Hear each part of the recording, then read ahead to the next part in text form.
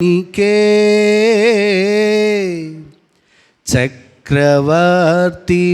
నీవే యేసయ్యా, సర్వలోకానికే చక్రవర్తివి నీవే యేసయ్యా. నా సన్మానానికే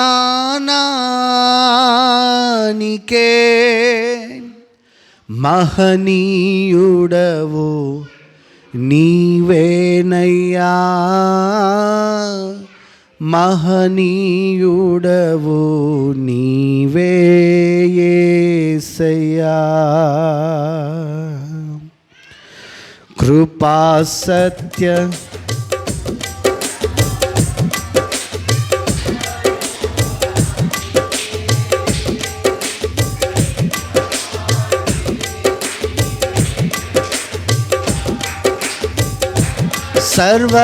సర్వలోకానికే చక్రవర్తివి నీవే యేసయ్యా.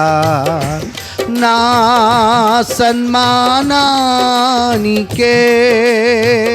మహనీయుడవు నీవేనయ్యా, మహనీయుడవు నా సన్మానానికే మహనీయుడవు, మహనీయుడవు నీవేనయ్యా. కృపా సత్య సంపూర్ణుడా సర్వలోకానికే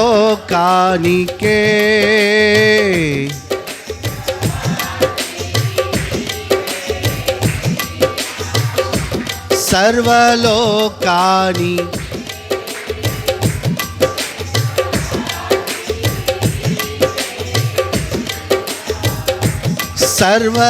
సర్వలోకానికే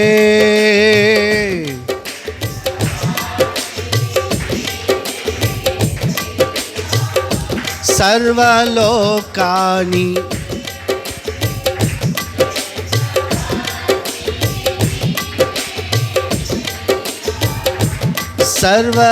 సర్వలోకానికే చక్రవర్తివి నా సన్మానానికే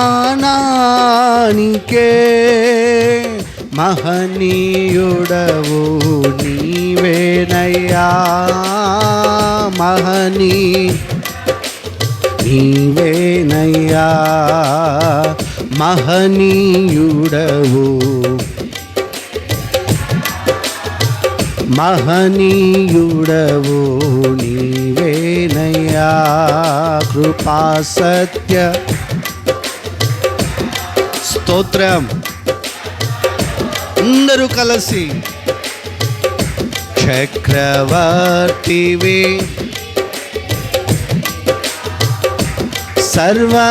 సర్వలోకానికే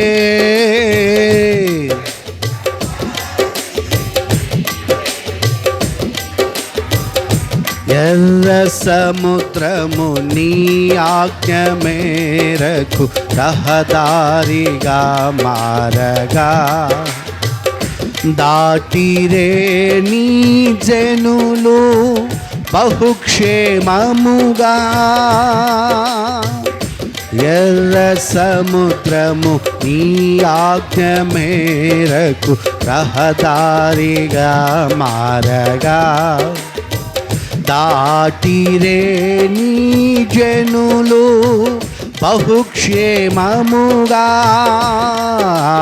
చలముల స్తోత్రమయ్యా,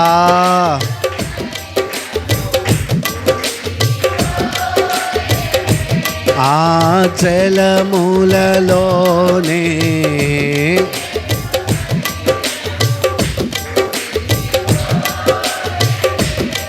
కృపా సత్య సంపూర్ణుడా సర్వలోకానికే చక్ర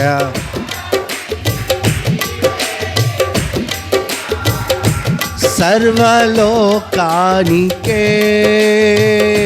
చక్ర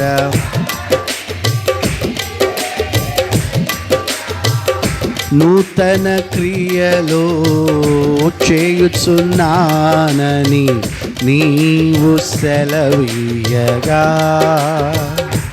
నా ఎడారి జీవితమే సుఖ సౌఖ్యము కాగా నూతన క్రియలు చేయుచున్నానని నీవు సెలవీయగా నా ఎడారి సుఖ సౌఖ్యము కాగా నా అరణ్య రోదన ఉల్లాసముగా మారిపోయేనే నా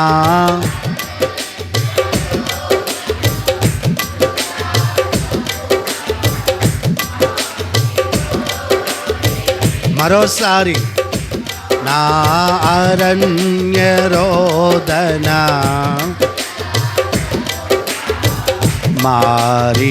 మారిపోయేనే నా అరణ్య రోదన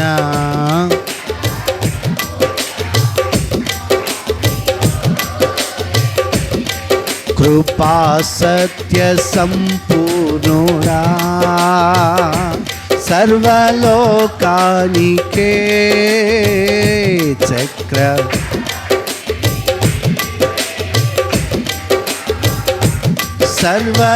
సర్వలోకానికే చక్రవర్తివి నీవే యేసయ్యా నైవేద్యములో దహన బలులో నీ ఓరవుగా నా ప్రాణాత్మ శరీరము బలి అర్పణ నైవేద్యములో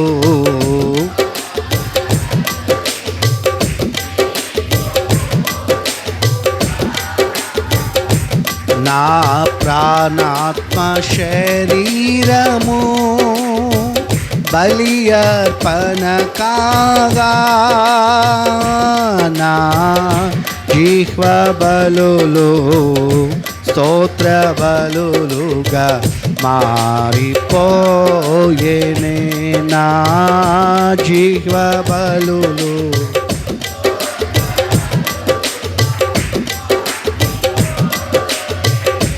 నా జిహ్వ బలులు స్తోత్ర బలులుగా కృపా సత్య సంపూర్ణుడా సర్వలోకానికే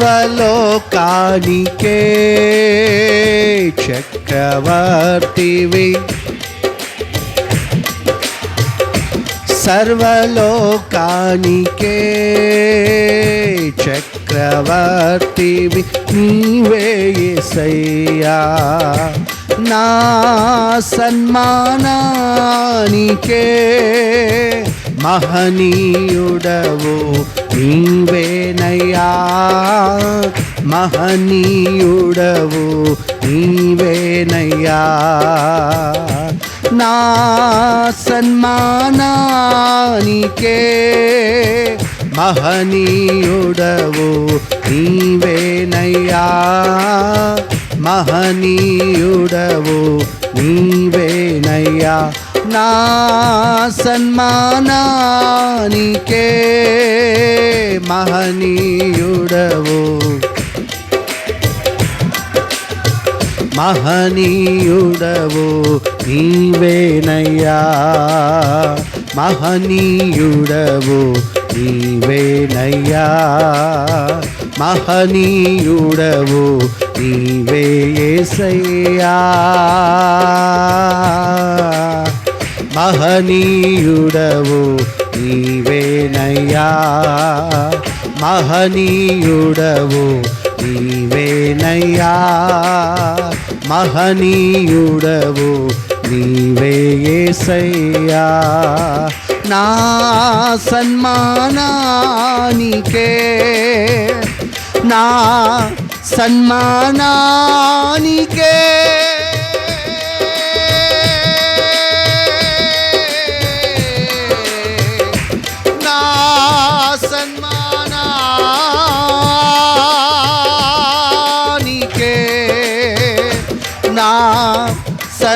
సన్మానానికే మహనీయుడవు నీవేనయ్యా.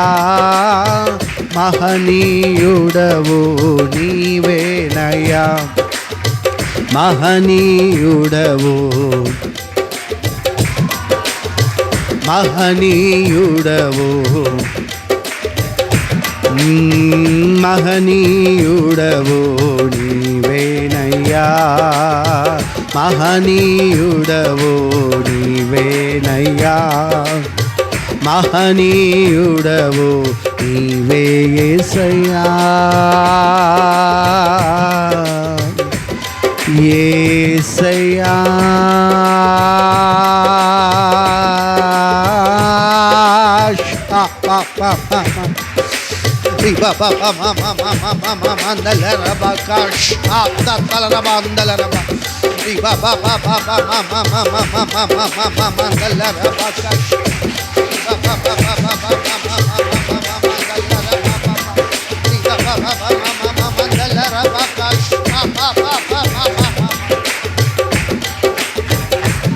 మహనీయుడవు నీవేనయ్యా. మహనీయుడవు నీవేనయ్యా. మహనీయుడవు నీవే యేసయ్యా. మహనీయుడవు నీవే యేసయ్యా. మహనీయుడవు నీవే యేసయ్యా.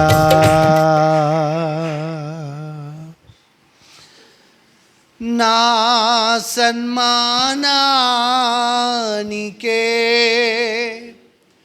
మహనీయుడవు నీవేనయ్యా.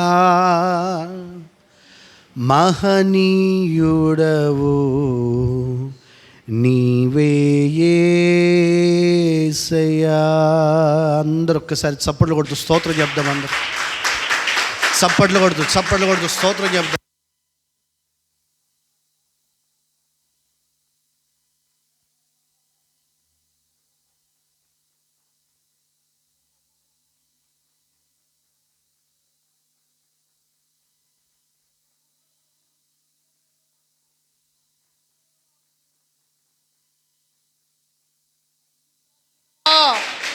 పరిశుద్ధాత్ముడా బలపరచండి, పరిశుద్ధాత్ముడా బలపరచండి అయ్యా. అని శక్తివంతమైన అభిషేకం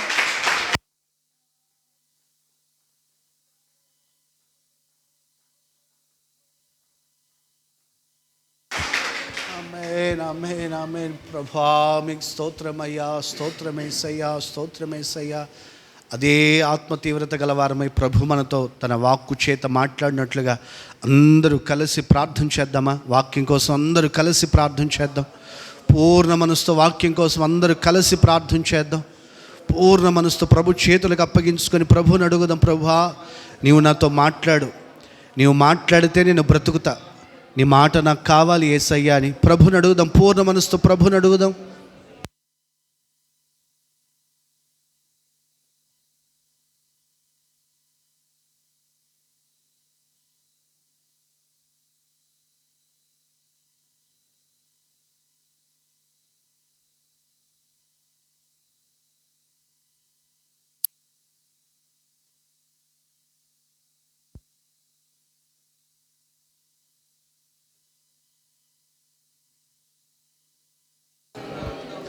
మీ మాట మాకు కావాలి యేసయ్యా అంటూ ప్రభు సముఖంలో ప్రార్థన చేద్దాం. అందరం కూడా కలిసి ప్రార్థన చేద్దాం. మీరు మాతో మాట్లాడండి, మీరు నాతో మాట్లాడండి, మీరు నాతో మాట్లాడండి యేసయ్యా, మీరు నాతో మాట్లాడండి యేసయ్యా, మీరు నాతో మాట్లాడండి యేసయ్యా.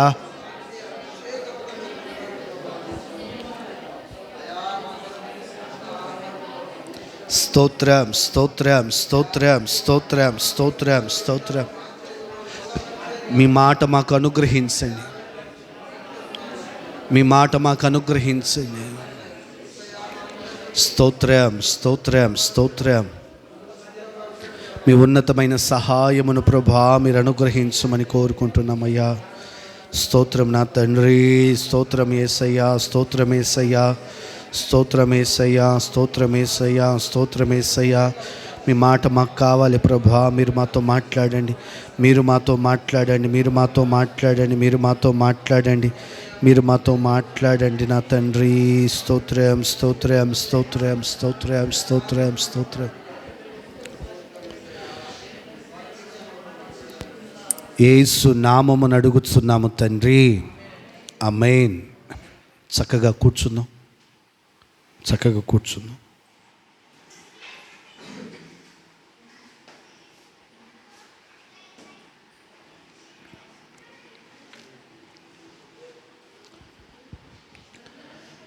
మన ప్రభు అయిన యేసుక్రీస్తు నామంలో ఈ ఆరాధనకి కూడి వచ్చిన మీ అందరికీ హృదయపూర్వకమైనటువంటి వందనాలండి. అందరికీ వందనాలు, దేవునికి స్తోత్రాలు. చేతులెత్తి ప్రభుని స్తుతించున్నట్లు ఒకసారి గట్టిగా హల్లెలూయా అని చెప్దామా? హల్లెలూయా. వచ్చే ఆదివారం ప్రభు బల్లారాధన కార్యక్రమం ఉంటుంది కనుక ఈ విషయాన్ని గమనించి తప్పనిసరిగా శుద్ధీకరణ కూడికలో పాలు పొంది దేవుని దివ్యమైన ఆశీర్వాదాలు పొందవలసిందిగా ప్రభు నామమున మీకు తెలియపరుస్తున్నాను. గమనించండి, వచ్చే ఆదివారం ఏంటి చెప్పండి, అందరూ చెప్పండి ఒకసారి గట్టి, ప్రభు బల్లారాధన. కనుక శనివారం రోజు శుద్ధీకరణ కూడిక ఉంటుంది. తప్పనిసరిగా అందరం లోకలే కనుక తప్పనిసరిగా ఇంచుమించుగా అందరం శనివారం శుద్ధీకరణ కూడికలో పాలు పొంది మరుసటి రోజు ఆదివారము ప్రభు బలారాధనలో చేవేసేదానికి మనం సిద్ధపరచబడదాం. అలాగే 1వ తారీఖున అంటే శుక్రవారం రోజు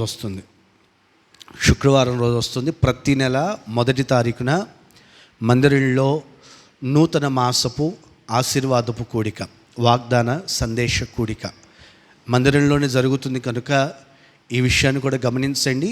గత నెలలో కూడా కొంతమంది వచ్చారు, సంతోషం. కానీ ప్రతి ఒక్కరు రావాలి. సాయంకాలం పూటే కనుక మన పనులన్నీ ముగించుకొని కాసేపు దేవుని సముఖంలో ప్రారంభ సమయాల్లోనే ప్రారంభపు రోజే ప్రభు సన్నిధిలో మనం చేరి ఈ నెలంతా మీ కాపుదల మాకు కావాలి యేసయ్యా అని ప్రార్థన చేసుకోవాలి. చాలామంది చేసేటువంటి పనులు, చాలా సందర్భాల్లో చాలామంది చేసే పనులు సమస్య వచ్చినప్పుడు దాని గురించి పరిష్కార మార్గం ఏంటా అని చెప్పి ఆలోచన చేస్తారు. సమస్య వచ్చినప్పుడు సమస్యకు పరిష్కారం ఆలోచించే దానికంటే కూడా సమస్య రాకమునుపే ఒకవేళ సమస్య వస్తే దాన్ని ఎలా ఎదుర్కోవాలి అని ఆలోచించేవాడు, జ్ఞానం కలిగిన వాడు క్షేమంగా ఉంటాడు అని అనేక సందర్భాల్లో నీతి కథల రూపంలో కూడా తెలియపరచబడ్డాయి. చిన్నప్పటి నుంచి మనం వింటూ ఉంటాం. 3 చేపల కథ విన్నాము అన్న వాళ్ళంతా ఒకసారి హల్లెలూయా చెప్పండి. అంటే మళ్ళీ వివరించను, లేకపోతే వివరించి చెప్తా. విన్నామన్న వాళ్ళంతా హల్లెలూయా చెప్పండి. కొంతమంది చెప్పట్లే, మరి వినలేదా? ఎన్నిసార్లు వింటామో మనం ఈ మాట. చెరువు ఎండిపోయేదానికి వచ్చింది కనుక ఇక్కడ నుంచి మనం వెళ్తే మనం కాపాడబడతాం. ఈ చెరువు ఎండిపోయేదానికి వచ్చింది కాబట్టి మనం ఇక్కడ నుంచి వెళ్తే బాగుంటుందండి. అంటే మిగతా 2 చేపలు అన్నాయట. ఒక చేపతో, ఈ మాట చెప్పిన చేపతో, ఇంత సమృద్ధిగా ఇంత నీళ్లుండి ఇంత ఉంటే ఎప్పుడో చెరువు ఎండిపోతుంది, ఇప్పుడే మనం ఏమంటారు బయలుదేరి పెద్ద చెరువుకి వెళ్ళిపోదాం, ఈ చిన్న చెరువులో నుంచి ఇప్పుడే నీళ్లు పారుతున్నప్పుడే ఆ నీటి పారే ఆ పరిస్థితులను బట్టి పెద్ద చెరువులోకి వెళ్ళిపోదాం, అక్కడైతే మనకి ఏమంటారు ఎక్కడ ఇబ్బంది లేకుండా ఉంటుంది అని చేశానంటే ఈ మిగతా 2 చేపలు అన్నాయంట. మనకు తెలిసిన కథే. ఏమన్నాయి? సమృద్ధిగా ఉంది ఇక్కడ నుంచి కదిలిపోవాల్సిన అవసరమా అన్నట్లుగా ఆలోచన చేసి మాట్లాడాయట. మీరుంటే ఉండండి, నేను మాత్రం వెళ్తున్నా అని చెప్పి ఒక చేప వెళ్ళిపోయింది, క్షేమంగా వెళ్ళిపోయిందంట. రెండవ చేప నీళ్లు బాగా తక్కువైపోయినప్పుడు వేటగాడు వచ్చి జాలర్లు వచ్చి వల తీసుకొని వల వేసినప్పుడు 2 చేపలు పడ్డాయంట. 2 చేపలు పడ్డాయి. వలలో వేసుకొని తీసుకొని వెళ్తున్నప్పుడు ఒక చేప చచ్చిపోయిన చేపలాగా అలాగే పడిపోయిందంట. దానికి ఉన్న జ్ఞానం, కొట్టుకొని నీళ్ళలోంచి తీసేస్తే చేప ఎట్లా ఉంటుంది, కొట్టుకొని చచ్చిన చేపలాగా పడిపోయిందట. ఆ జాలర్ దాన్ని చూసి, ఈ చచ్చిన చేప దేనికి, బతికిన చేప ఎగురుతుంది, ఇది బాగా ఎగురుతుంది అని చెప్పి ఇంకొక 3వ చేప ఉంది కదా, ఆ చేపను పెట్టి ఈ చేపను తీసి ఇసిరిగొట్టి మరలా ఆ నీళ్ళలో పాడేస్తే చస్తా బతుకుతా ఏదో ఆధారం చేసుకొని మరలా 2వ చేప వెళ్ళిపోయిందంట. 3వ చేప మాత్రం కూర వండుకొని తిన్నారు ఇంటికి తీసుకెళ్ళి. మరి మనం ఏ పరిస్థితుల్లో ఉన్నామో, నేను ఎప్పుడంట నా పరంగా నేను చెప్తున్నా, వ్యక్తిగతంగా కావచ్చు, ఆత్మీయతలో కావచ్చు, నా మటుకు నేను చెప్తాను, హృదయపూర్వకంగా నేను చెప్తాను, సమస్య రాక మునుపే దాన్ని గూర్చిన ఒక అవగాహన, దాన్ని గూర్చిన ఒక జాగ్రత్త, దాన్ని గూర్చిన ఒక ప్రాపర్ సొల్యూషన్ అనేది మన దగ్గర ఉంచుకొని ఉండాలి. చాలా రకాల సమస్యలు వస్తాయి, అన్నిటికీ పరిష్కారం చూసేస్తారా పాస్టర్ గారు అంటే, అన్నిటికీ చూసిండకపోయి ఉండొచ్చు, అన్నిటికీ పరిష్కారం దొరక్కపోయి ఉండొచ్చు, అన్నిటికీ పరిష్కారం ముందుగానే మనం చేసి ఉండకపోయి ఉండొచ్చు. కానీ ఎదురయ్యే పరిస్థితులు, పిల్లల వివాహ సమయాలు దగ్గరకు వస్తున్నాయి అనుకోండి, దానికి సంబంధించి జాగ్రత్త పడాలి. పిల్లలు హయ్యర్ ఎడ్యుకేషన్స్కి వెళ్తున్నారు అనుకోండి, దానికి సంబంధించిన జాగ్రత్త పడాలి. కుటుంబాల్లో ఏదైనా పరిస్థితులు ఎదురవుతున్నాయి అనుకోండి, దాని గురించి జాగ్రత్త పడాలి. కుటుంబాల సమాధాన విషయంలో జాగ్రత్త పడాలి, కుటుంబంలో సంతోష విషయంలో జాగ్రత్త పడాలి, ముందుగానే జాగ్రత్త పడాలి. లోకములో తీసుకునే జాగ్రత్తల కంటే కూడా ప్రార్థన విషయంలో తీసుకునే జాగ్రత్త చాలా ప్రాముఖ్యమైంది. కనుక ఒక సేవకుడిగా మరొకసారి మీ క్షేమం కోరిన వాడిగా హృదయపూర్వకంగా చెప్తున్నాను, ఏదో ఆశించి ఏదో కోరుకుంటూ నేను మాటలు చెప్పట్లా. నేను చూడని పరిస్థితి కాదు, నేను చూడని డబ్బు కాదు, నేను చూడని వైభోగం కాదు, నేను చూడని పరిస్థితులు కాదు, నేను చెప్తున్న వాటిలో ఏమీ లేదనుకొని, అన్నీ వద్దు అనుకొని ప్రభు కొరకు నిలబడాలి, ప్రభు కొరకు ఇలా నిలిచి ఉండాలి, ప్రభు కొరకు సాక్షార్థముగా జీవించాలని కోరుకొని కష్టమైన చాలా సందర్భాల్లో నన్ను గమనించిన సేవకులు చేసే ప్రార్థన ఏంటో తెలుసా? ప్రభా, మోషేలాగా ఈ పాస్టర్ గారు తీర్మానం చేసుకుని వచ్చాడు. మోషే ఏం చేశాడు? ఫరో యొక్క కుమార్తె యొక్క కుమారుడు అని అనిపించుకున్నట కంటే క్రీస్తు యేసు బిడ్డలతో శ్రమ అనుభవించుటే గొప్ప భాగ్యమని ఎంచుకున్నాడట, గొప్ప భాగ్యమని ఎంచుకున్నాడు. కనుక శ్రమ వచ్చింది, ఈరోజు నిధుకు ఇలాంటి పరిస్థితులు వెళ్తున్నామని నేను ఎప్పుడు దేవుడు నడిపిస్తున్నటువంటి మార్గం, దేవుడు తీసుకుని వెళ్తున్న మార్గం, దేవుడు నడిపిస్తున్నటువంటి మార్గం అని మాత్రమే తలంచుతాను. కానీ నేను చేసే ఒక్క చిన్న పని ఏంటో తెలుసా? దేవుని చేతికి అప్పగించుకుంటా. ప్రభా, నీవు నన్ను నడిపించు, నా ఇష్టం వచ్చినట్టు నేను నడిపించబడి ఆ తర్వాత ప్రభా నీవే దిక్కయ్యా అని చేసి అనేది కాదు, ప్రారంభమే నీవే దిక్కయ్యా అని. నేను ఎందుకు ఇంతసేపు నేను ఈ మాటలు చెప్తున్నానంటే, ఈ ప్రారంభ సమయంలో ప్రార్థన చాలా ప్రాముఖ్యం. ప్రతిరోజైనా సరే లేచిన వెంటనే మీరు ఏ టైంకైనా లేయండి. కొంతమంది 4 గంటలకే లేవాలి, లేస్తే మంచిదే. కొంతమంది పని ఒత్తిడిని బట్టి లేవలేకపోయి ఉండొచ్చు. మీరు 5 గంటలకు లేస్తారా, 6 గంటలకు లేస్తారా, మీకున్న పనిని బట్టి, మీకున్న పరిస్థితులను బట్టి 7 గంటలకే లేస్తారా, లేచిన వెంటనే మోకాల మీద ఉండడం నేర్చుకోండి. లేచిన వెంటనే మోకరించి దేవుని చేతికి అప్పగించుకోవడం నేర్చుకోండి. ఖచ్చితంగా ఆశీర్వాదం ఆ రోజంతా కూడా మీకు, మీ కుటుంబానికి గొప్ప కాపుదలగా నిలిచి ఉంటుంది. దేవునికి స్తోత్రం. కనుక ఈ మాటలు మీరు కాస్త మీ మనసులో ఉంచుకొని నెల ప్రారంభంలో నూతన మాసపు ఆశీర్వాదపు కూడిక, వాగ్దానంతో కూడినటువంటి ఒక చక్కటి సందేశాన్ని విని కొంతసేపు దేవుని సముఖంలో ప్రార్థన చేసుకునే దానికి వీలుగా వసతిగా ఉంటుంది. కనుక ఖచ్చితంగా 1వ తారీఖున సాయంకాలం 7 గంటల నుండి 8:30 వరకు జరుగుతుంది. కరెక్ట్గా ముగించేస్తా. ప్రార్థన చాలా ప్రాముఖ్యం. ఇక్కడ నేను అంటున్నది ప్రార్థన చాలా ప్రాముఖ్యం. కనుక ఆ విషయాన్ని మీరు గమనించి తప్పనిసరిగా పాలు పొందండి. ప్రభు నిశ్చయముగా మిమ్మల్ని అందరినీ దీవించునుగాక. వాక్యంలోనికి వెళ్దాం. కొరింథీయులకు రాసినటువంటి 2వ పత్రిక, కొరింథీయులకు రాసినటువంటి 2వ పత్రిక 6వ అధ్యాయం 18వ వాక్యం.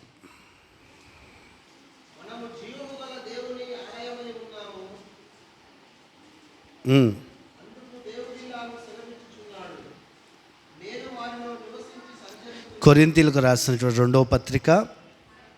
2వ పత్రిక 6వ అధ్యాయం 18వ వాక్యం.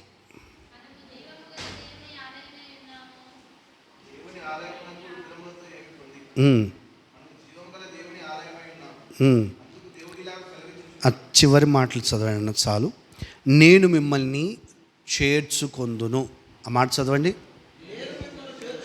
నేను మిమ్మును చేర్చుకొందును, మీకు తండ్రినై యుందును, మీరు నాకు కుమారులను కుమార్తెలునై యుందురని సర్వశక్తిగల ప్రభువు చెప్పుచున్నాడు. చాలా జాగ్రత్తగా చదవబడినటువంటి ఈ వాక్యాన్ని కాస్త ఆత్మీయులుగా మనం గమనించగలిగితే, ఇక్కడ చేరి ఈ మాటలు వింటున్న నిన్ను, నన్ను, సమస్త పరిశుద్ధులను, మనం ఆరాధన చేస్తున్న మన ప్రభు అయిన యేసుక్రీస్తు సర్వశక్తి కలిగిన దేవుడు. అక్కడ కూడా రాయబడిన మాట చాలా చక్కగా చూడండి. ఆ మాట సర్వశక్తి కలిగిన ప్రభువు అని రాయబడింది. సర్వశక్తి కలిగిన ప్రభువు నిన్ను, నన్ను ఆయన చెంతకు చేర్చుకున్నాడు. చేతులూపుతూ గట్టిగా ప్రభుని స్తుతిస్తూ హల్లెలూయా అని చెప్దామా? హల్లెలూయా. ఆయన మనల్ని చేర్చుకున్నాడు. ఎలా చేర్చుకున్నాడు? చేర్చుకొని మనకు ఇస్తున్నటువంటి ఆశీర్వాదం ఏమిటి అంటే, అక్కడే మనం గమనిస్తే ఆయన కుమారులుగాను ఆయన కుమార్తెలుగాను మనల్ని మార్చుకుంటూ ఉన్నాడు. కుమారులు కుమార్తెలకు ఉన్నటువంటి ఆ ఉన్నతమైనటువంటి ఆ అనుభవం చూడండి, గమనించండి. ఎవరైనా బయట పిల్లలైతే మన దగ్గరికి వచ్చి ఏమంటారంటే, అయ్యా అయ్యా అయ్యా ₹1 ఉంటే ఇస్తావా అని చెప్పి అడుగుతారేమో. ఎవరైనా బయట పిల్లలు మన దగ్గరికి వచ్చి అడిగితే. కానీ అదే కన్న పిల్లలు అనుకోండి, నీ కుమారుడు అనుకుందాం, నీ కుమార్తె అనుకుందాం, ఎలా వచ్చి అడుగుతారు తెలుసా? నానా ₹1, ఏదో వాళ్ళదేదో దాచిపెట్టినట్టు వాళ్ళ నాన్న దగ్గర, ఏదో వాళ్ళ అమ్మ దగ్గర దాచిపెట్టినట్టు, అమ్మా ₹1 అని చెప్పి రుబాబుగా అడుగుతారు. కారణం ఏంటి తెలుసా? వీళ్ళు నా కుమారులు, వీళ్ళు నా కుమార్తెలు.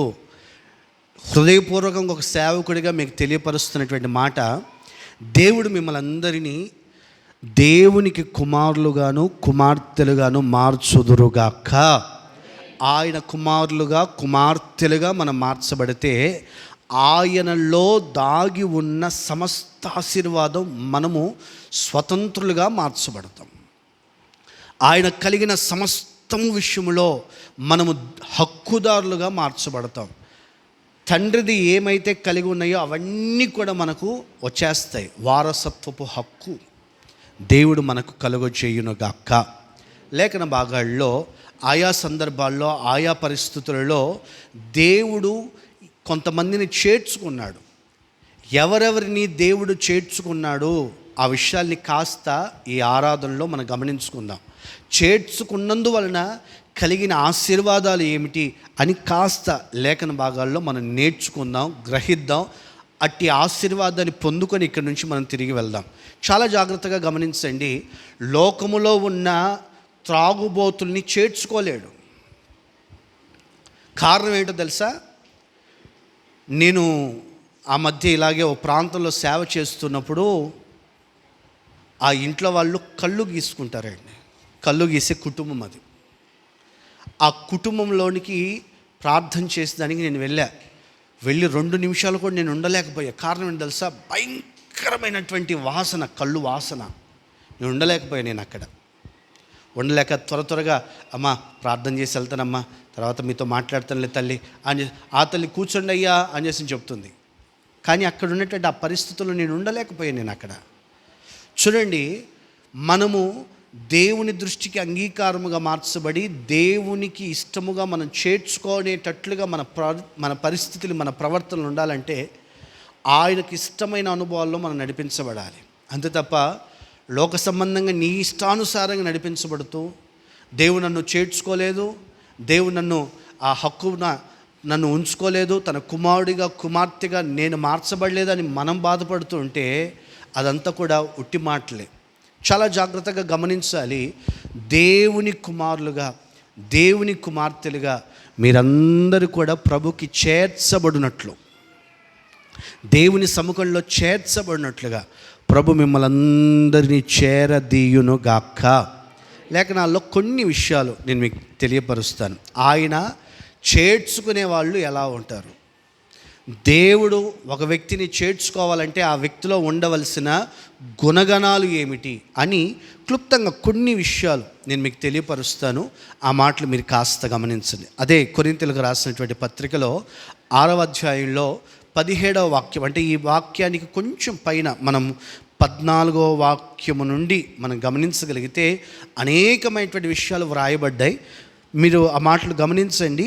14వ వాక్యం చూడండి. ఆ మాట, మీరు అవిశ్వాసులతో జోడుగా ఉండకుడి, నీతికి దుర్నీతితో ఏమి సాంగత్యము, వెలుగునకు చీకటితో ఏమి పొత్తు, క్రీస్తునకు బెలియాలతో ఏమి సంబంధము, అవిశ్వాసితో విశ్వాసికి పాలెక్కడిది, దేవుని ఆలయము నకును విగ్రహములకును ఏమి పొందిక, మనము జీవము గల దేవుని ఆలయమై ఉన్నాము, అందుకు దేవుడిలాగు సెలవిచ్చుచున్నాడు, నేను వారిలో నివసించి సంచరింతును, నేను వారి దేవుడినై యుందును, వారు నా ప్రజలై యుందురు.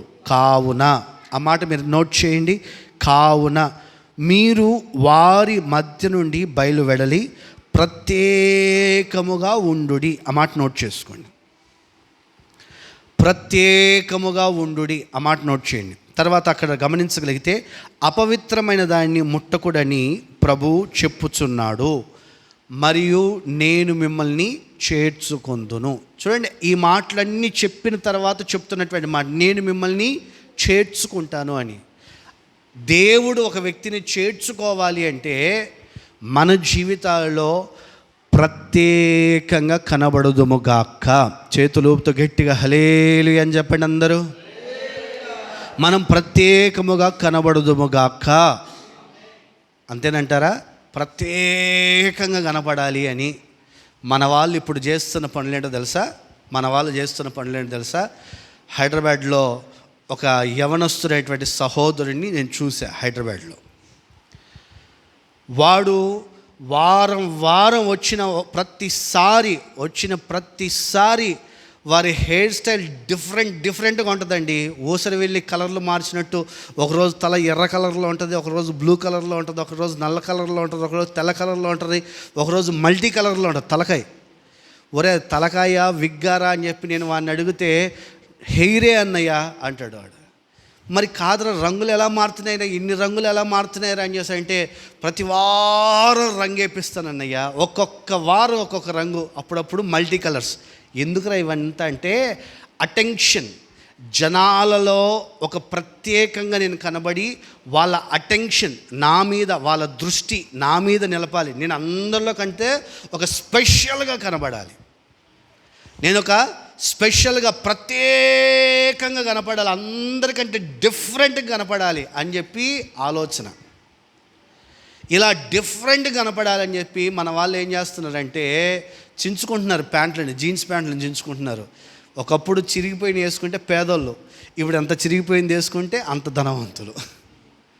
కారణం ఏంటో తెలుసా? ప్రత్యేకంగా కనపడమంటే ఈ స్టైల్లో కనపడమని కాదు.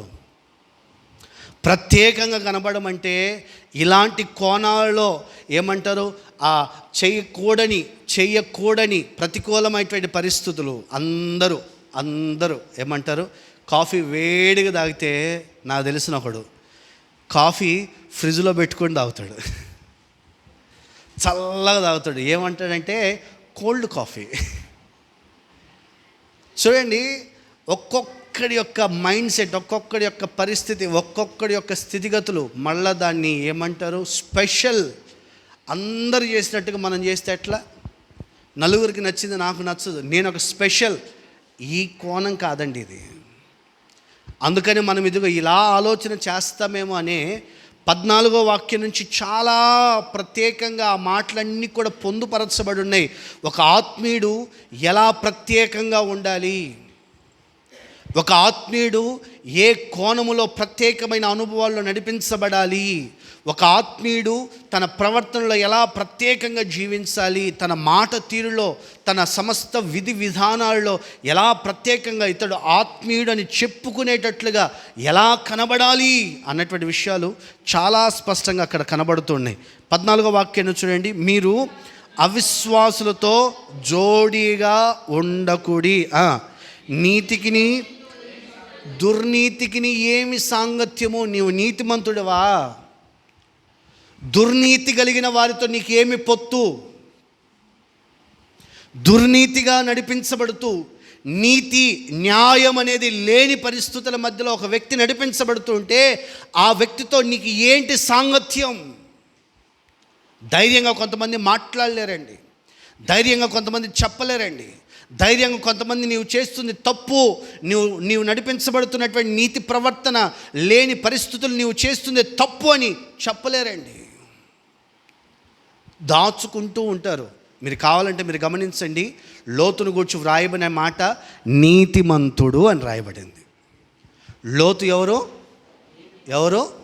నీతిమంతుడు అని రాయబడింది. కానీ పరిశుద్ధ గ్రంథంలో మీరు ఆయా సందర్భాల్లో మీరు గమనించి పరిశీలన చేసి చూస్తే లోతును గూర్చి చెప్పబడుతున్నటువంటి ఆ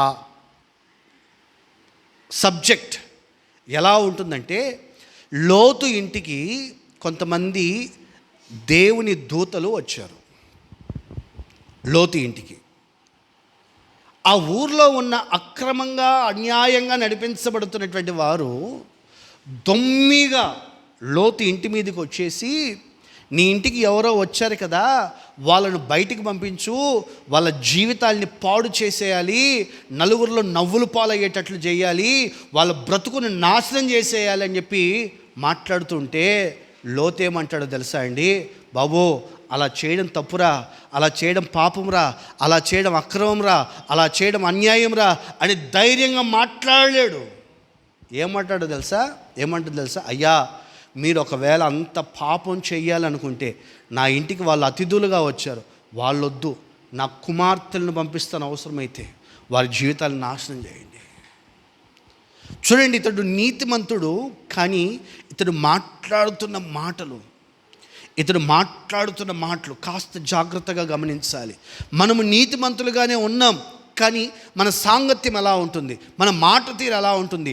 దుష్టులతోనే, దుర్నీతిగా నడిపించబడుతున్నటువంటి వారితోనే, నీతి న్యాయము లేని వారితోనే ఇంకా మనం అనుసరించి నడిపించబడుతున్నామా? మన జీవన విధానాలు అలాగే కొనసాగించబడుతున్నాయా? దేవుని కొరకు తప్పైతే తప్పు, ఒప్పు అయితే ఒప్పు అని పరిశుద్ధత వైపు నిలవగలిగినటువంటి వారితో మనం ఉంటున్నామా, లేక అపవిత్రతలో నడిపించబడుతున్నాం? ఒక్కసారి మనం ఆలోచన చేసుకోగలగాలి. నీతిమంతునికి దుర్నీతితో ఏమి సాంగత్యము, ఏమి పొత్తు, ఏమి పొందిక? నీవు ఒక విశ్వాసివి, అవిశ్వాసితో ఏమి సాంగత్యము? అవిశ్వాసితో నీకేంటి పోలిక? ఒక అవిశ్వాసి నడిచినట్లుగా, అవిశ్వాసి తిరిగినట్లుగా నీవెలా తిరుగుతావు? ఆలోచన చేయగలగాలి. అందుకని కీర్తన గ్రంథం 1వ అధ్యాయం మొట్టమొదటి వాక్యంలో ఇలా వ్రాయబడింది, దుష్టుల ఆలోచన చొప్పున నడువక, పాపుల మార్గమున నిలువక, అపహాస్యకులు. ఆ మాట గమనించాలి. హాస్యం మంచిదే, అపహాస్యం చెడ్డది. నవ్వడం తప్పు కాదండి, నవ్వడం తప్పు కాదు. నేను మరలా చెప్తున్నా, ఇవన్నిటికీ ఒక చిన్న లైన్ నేను మరలా ఎప్పుడు చెప్తుంటా. సంతోషంగా ఉండొద్దని కాదు, ఆనందంగా ఉండొద్దని కాదు, హృదయపూర్వకంగా ఒక సేవకుడిగా తెలియపరుస్తున్నా, నా దేవుడు మీ నోటి నిండా నవ్వుంచునుగాక. చేతులు ఊపుతూ గట్టిగా చెప్పండి ఒకసారి. మీ హృదయంతరంగాల్లో ఆనందం ఏలుబడి చేయునుగాక. మీ కుటుంబాల్లో మీరెప్పుడు సంతోషంగా ఉందురుగాక. ఎప్పుడు ఉసూరు మొఖాలు వేసుకొని కాదు, ఎప్పుడు సంతోషంగా కలకలలాడుతా నవ్వుతా మీ ముఖాలు చూస్తున్నప్పుడు చిన్నపిల్లల్ని చూడండి. నాకు చాలా ఇష్టం చిన్నపిల్లల్ని. మీరు గమనించండి, మనము ఫోటో తీసేదానికి ఫోటో స్టూడియోకి మనం తీసుకెళ్తే, లేకపోతే ఇప్పుడు మన కెమెరాలు మనకు వచ్చేసాయి కదండి, కెమెరాలు పట్టుకొని మనం చిన్నపిల్లల్ని ఫోటో తీస్తుంటే పిల్లల్ని మనం ఏమంటాం తెలుసా? ఏయ్ ఇటు చూడు నన్ను చూడు, ఇటు చూడరా కెమెరా వైపు చూడరా అని చెప్పి మాట్లాడుతాం అంతే తప్ప చిన్నపిల్లల్ని ఎప్పుడు కూడా స్మైల్ అని అనరు. మనం నిలబడ్డామంటే ఫోటో తీసేవాడు చెప్పాలి, ఏమన్నా తెలుసా? కొంచెం నవ్వండి, స్మైల్ ప్లీజ్ అంటూనే ఉంటాడు. మనము బస్టాండ్లో బ్యాగులు పోగొట్టుకున్నాడు ఉంటాడు చూడండి, ఎటు పోవాలో దిక్కుతోచగా అట్లా ఉసూరు మొఖాలు వేసుకొని మనం ఉంటామేమో. హాస్యం ఉండాలి, అపహాస్యము కాదు. హాస్యానికి అపహాస్యానికి ఉన్న వ్యత్యాసం ఏంటి తెలుసా? ఇతరులను గూర్చి క్రిటిసైజ్ చేస్తూ, ఇతరులను గూర్చి అవమానపరుస్తూ, ఇతరుల యొక్క బలహీనతలను చూసి ఆ బలహీనతలను ఎత్తిపట్టి, ఒకడు నత్తోడు ఉన్నాడు, వాడు నా నా నా నా నా నా పేరు అన్నాడు అనుకో, ఇక దీన్ని వాడు కనపడవు, రే వస్తున్నాడు రే నత్తోడు నా నా నా నా అంటాడు చూడాడు అని చెప్పి మనం మాట్లాడుకున్నాం అనుకో, దేవునికి లెక్క చెప్పాలండి. ఒకడు కుంటోడు, వాడి కాలు సరిగా లేక కుంటుతూ నడుస్తున్నాడు, వాడి వేషాలు వేస్తూ వాడి ఎలా నడుస్తాడని చెప్పి వాడిని చూపిస్తూ చేసామనుకోండి, ఎలా ఉంటుంది? ఇది అపహాస్యం. హాస్యం వేరు, సంతోషంగా ఆనందంగా నవ్వుకునే పరిస్థితులు వేరండి, కుటుంబాల్లో సంతోషించే పరిస్థితులు వేరండి. ఇలా కాకుండా అపహాస్యకులు కూర్చుండు చోట నీవేం చేయకూడదు? కూర్చోకూడదు, వాళ్ళతో పొత్తు పెట్టుకోకూడదు, వాళ్ళతో సాంగత్యం చేయకూడదు. ఆనందకరమైనటువంటి సంతోషకరమైనటువంటి అనుభవాలు మన జీవితాల్లో ఉండాలి, కానీ అపహాస్యముతో కూడా నింపబడిన పరిస్థితులు ఉండకూడదు. అందుకనే అంటాడు, దుష్టుల ఆలోచన చొప్పున నడవకూడదు, పాపుల మార్గమున నిలవకూడదు, అపహాస్యులు కూర్చునే చోట కూర్చోకూడదు. ఒక విశ్వాసికి తగినట్లుగానే ఉండాలి, ఒక ఆత్మీయుడికి తగినట్లుగానే ఉండాలి. ఒక ఆత్మ సంబంధంగా నడిపించబడుతున్నటువంటి వ్యక్తి నీ మాట తీరు ప్రత్యేకంగా ఉండాలి, నీ ప్రవర్తన ప్రత్యేకంగా ఉండాలి, నీ నడవడిక ప్రత్యేకంగా ఉండాలి, నీ కుటుంబ జీవన విధానం ప్రత్యేకంగా ఉండాలి, నీవు జీవిస్తున్నటువంటి జీవన శైలి ప్రత్యేకంగా కనబడాలి. దేవుని కొరకు వైరాగ్యంగా నేను నిలిచి ఉన్నాను, దేవుని కొరకు ప్రతిష్ఠ చేయబడ్డ వ్యక్తిని, దేవుని కొరకు నిలిచిన వ్యక్తిని అన్నట్లుగా మన ప్రవర్తన, మన మాట తీరు ప్రభు మార్చునుగాక.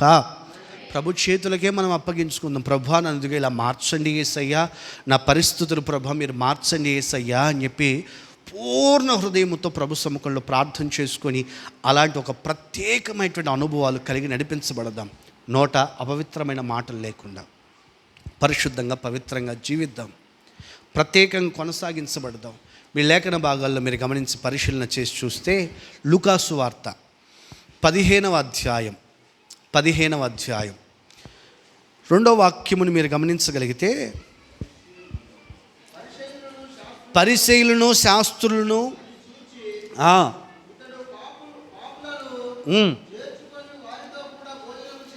ఇతడు పాపులను చేర్చుకొని వారితో భోజనము చేయుచున్నాడు అని వాళ్ళ మనసులలో వాళ్ళు సనుక్కుంటూ ఉన్నారట. చాలా జాగ్రత్తగా మీరు ఆ మాటలు కాస్త గమనించాలి. ఆత్మీయులముగా ఇతడు పాపులను చేర్చుకుంటూ ఉన్నాడు, ఆ మాట గమనించాలి. ఎప్పుడు పాపులను చేర్చుకుంటాడు? ఈ 15వ అధ్యాయము చాలా ప్రత్యేకమైనటువంటి అధ్యాయం. ఒక 3 అంశాలు చక్కగా పోగొట్టుకున్న దానిని దొరికిన ఆ పరిస్థితులు, మనకు బాగా తెలుసు. అక్కడ నాణ్యం పోయింది, దీపం వెలిగించి చీపురు పట్టుకొని ఇల్లంతా ఊడ్చినప్పుడు పోగొట్టుకున్న నాణ్యము మరలా దొరికింది. రెండోది, గొర్రె తప్పిపోయింది, 99 గొర్రెలను వదిలిపెట్టి కాపరి తప్పిపోయిన గొర్రె కొరకు వెళ్ళి దాన్ని వెదకి తీసుకొని వచ్చాడు. మూడవది ఏంటి? తప్పిపోయిన కుమారుడు తండ్రిని విడిచిపెట్టి వెళ్ళిపోయాడు. చూడండి, ప్రారంభం 2 చెప్పినటువంటి మాటల్లో నాణ్యం విషయంలో కానీ, కోల్పోయిన నాణ్యం విషయంలో కానీ, తప్పిపోయిన గొర్రె విషయంలో కానీ మనం చదివితే ఎవరైతే కోల్పోయారో వాళ్ళే వెళ్ళి నాణ్యాన్ని వెతుక్కున్నట్లుగా మనం చూస్తాం. గొర్రె విషయంలో కూడా మనం గమనిస్తే తప్పిపోయిన గొర్రె కోసం కాపరి తానే వెళ్ళి వెతికి తీసుకొని వచ్చినట్లుగా మనం చూస్తాం.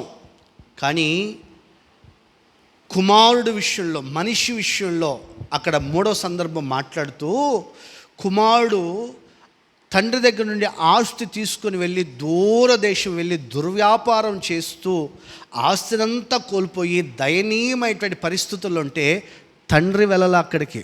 ఆ మాట గమనించాలి మనం. తండ్రి వెళ్ళలా అక్కడికి. తండ్రి వెళ్ళలేదండి అక్కడికి.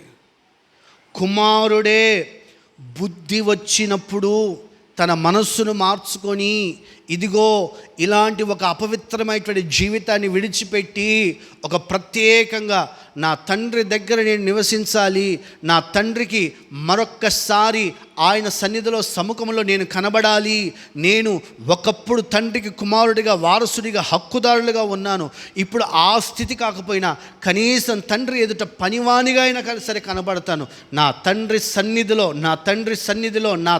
సన్నిధిలో నేను కనబడతాను అని తీర్మానం చేసుకున్నాడు. ఎవరు? తప్పిపోయిన కుమారుడు, తండ్రి కాదు. ఆ మాట గమనించాలి మనం. ఈ 3 సందర్భాల్లో మనం గమనించాలి.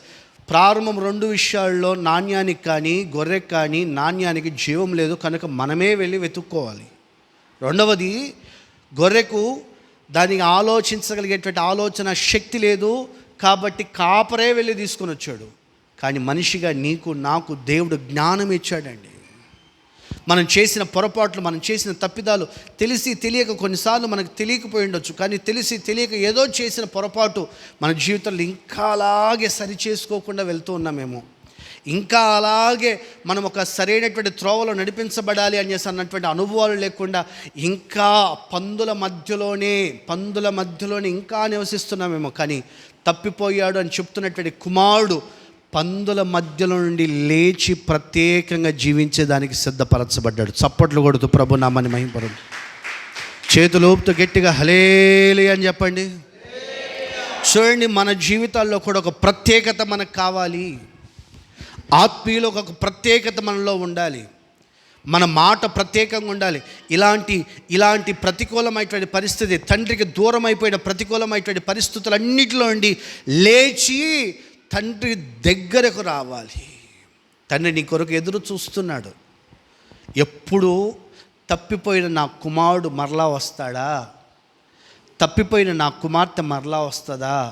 మాట విషయంలో తప్పిపోయామేమో, ప్రవర్తన విషయంలో తప్పిపోయామేమో, అబద్ధాలు అనేటువంటి విషయంలో తప్పిపోయామేమో, నిజాయితీ అనే విషయంలో తప్పిపోయామేమో, యథార్థత అనే విషయాల్లో తప్పిపోయామేమో, విశ్వాసం అనే విషయాల్లో తప్పిపోయామేమో, ప్రార్థన అనే అనుభవాల్లో తప్పిపోయామేమో. ఎక్కడ నీవు తప్పిపోయావో ఒక్కసారి ఆలోచన చేసుకొని సరి చేసుకో. ఇదిగో ఈరోజు ఎందుకో ప్రభు ఒక ప్రత్యేకమైనటువంటి శైలిలో కొద్దిమందిగా ఉన్నటువంటి మనతోనైనా సరే ప్రభు మాట్లాడుతున్నటువంటి చక్కటి మాట నిశ్చయముగా ప్రభు కొరకు మన జీవితంలో ఒక ప్రత్యేకంగా మనం ఉంచుకున్నప్పుడు ఆయన మనల్ని చేర్చుకొనుగాక. చాలా జాగ్రత్తగా మీరు ఆ మాటలు గమనించాలి. తప్పిపోయిన కుమారుడు పరిగెత్తుకొని వస్తూ ఉంటే తండ్రి తనను ఎదుర్కొని పోయి హక్కును చేర్చుకొని మెడ మీద పడి ముద్దు పెట్టుకొని, ఆ తర్వాత జరిగిన పరిస్థితులన్నీ మనం అక్కడ చూస్తాం.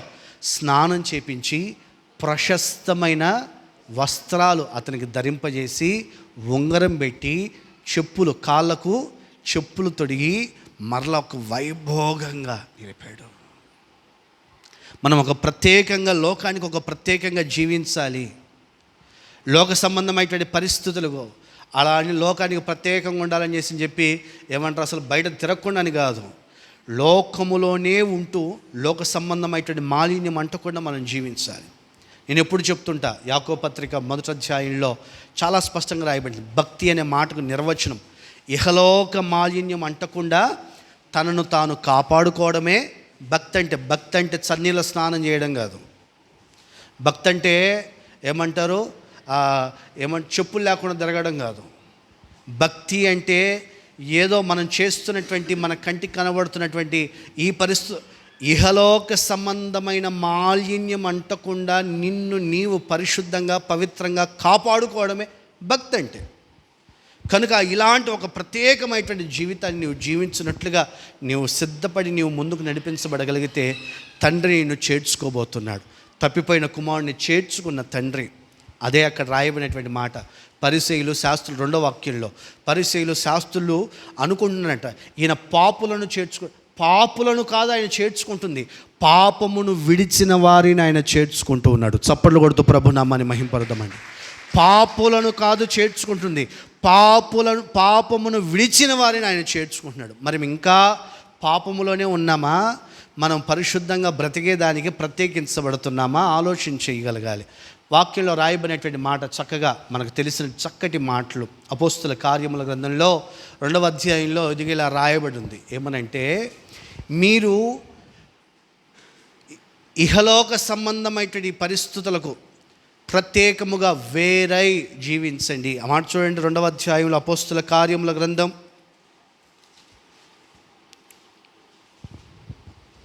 'మూర్ఖులకు ఈ తరము వారికి వేరై జీవించండి'. ఆ మాట చూడండి, 39వ వాక్యమా చూడండి. ఆ మాటలో 38వ వాక్యం. పేతురు, మీరు మారు మనసు పొంది పాప క్షమాపణ నిమిత్తమై ప్రతివాడును బాప్తిస్మం పొంది 40వ వాక్యం సాక్ష్యమిచ్చి మూర్ఖులకు ఈ తరము వారికి వేరై జీవించండి. ఆ మాట మీరు కాస్త గమనించండి. అక్కడ మూర్ఖులో అన్నటువంటి ఆ మాట దగ్గర 2 అనే మాట ఉంది. కింద చూడండి పుట్టినోట్లో వంకర మనస్తత్వాలు, తిన్నగా మాట్లాడరు వాళ్ళు. ఒక సమాధానం అడిగితే, ఒక క్వశ్చన్ అడిగితే దానికి స్ట్రైట్గా ఆన్సర్ చెప్పరు. వంకరగా వాళ్ళ బుద్ధి వంకర, వాళ్ళ చూపు వంకర, వాళ్ళ ఆలోచన వంకర. ఏది నిజాయితీగా స్ట్రైట్గా మాట్లాడగలిగేటువంటి ఆ పరిస్థితులు లేవు. మూర్ఖపు పరిస్థితులు. యోబు యొక్క భార్యను గూర్చి కూడా రాయబడినటువంటి మాట, మూర్ఖురాలు మాట్లాడినట్లుగా మాట్లాడద్దు. మూర్ఖురాలు ఎలా మాట్లాడుతుంది అనేది ఆమె మాట్లాడుతున్న మాట. భక్తి చేస్తూ ఉంటే, ప్రార్థన చేస్తూ ఉంటే, భర్త కావచ్చు, భార్య కావచ్చు, లేకపోతే నీ పిల్లలు కావచ్చు, నీ తల్లిదండ్రులు కావచ్చు, ప్రార్థన చేస్తూ ఉంటే మమ్మల్ని నడిపిస్తున్నటువంటి ఒక పాస్టర్ గారు ఏ పని చేస్తున్నా పిలుస్తాడు. మందిరం ఊడుస్తున్నారంటే వాడిని పిలుపు అంటారు. బట్టలు ఉతుకుతున్నాడంటే పిలుపు అంటాడు. వంట చేస్తున్నాడంటే పిలుపు అంటాడు. పరిచర్య చేస్తున్నాడంటే పిలుపు అంటాడు. ప్రార్థనలో ఉన్నాడు, పలాని బ్రదర్ని పిలువు అంటే వాడు మోకరించాడు, మందిరంలో ప్రార్థన చేసుకోండి, వద్దు డిస్టర్బ్ చేయొద్దండి. అయ్యా పని అర్జెంట్ కదా అంటే, ఈ పని కంటే కూడా ప్రార్థన ఇంకా ప్రాముఖ్యం.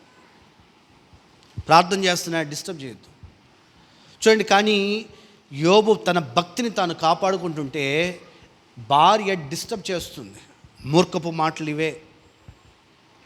మాటలు ఇవే. కుటుంబంలో నీ యజమానుడు భక్తిగా ఎదుగుతుంటే సంతోషించాలి. నువ్వు నీ యజమానురాలు, నీ భార్య భక్తిగా ఎదుగుతుంటే సంతోషించాలి.